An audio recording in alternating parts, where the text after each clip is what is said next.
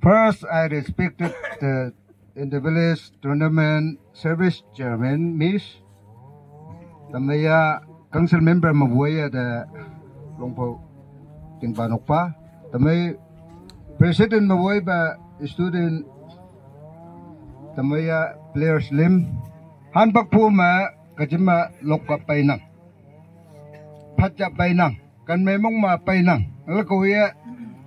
Jim la lok pesi ke revise mata mana ciang buah kuah ini mangtang mengana. Itu ta me revise ke yang hu. Tahu pa lok ma ke jim lok buah ko dah. Haha mik long kamu ungo pelim tang li yelim ya ha mu jong dah pu soi uwa bu minyong ke bu ya nok ok pating pa nok pa dah minyong ke bu ke jim lok bu. Ada jenis ya ha suci sinan jim hian nang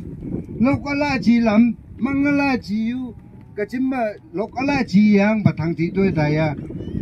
nhưng mà có hết lá cái chiang cái thấy cái chim lốc lá cái chiang đấy y hầu phá cái bị y bây giờ bằng là chim mấy ông bè cái là phong à đấy recording cái xích ngáo nhiều cái thế mà chẳng ai câu cổ cái yêu à memory tăng share cái ngà đâu à tha lốc y cái bây giờ mấy luôn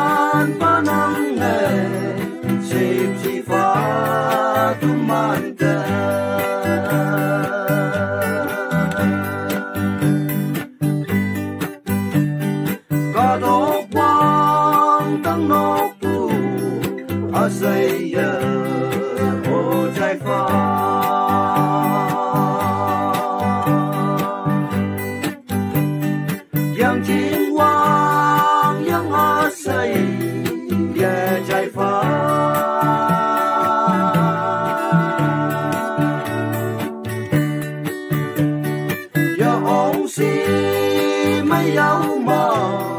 chú mày lâu thảo bu mà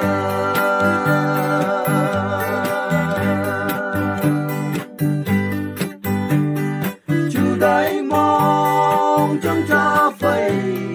đừng man kem nè đam phai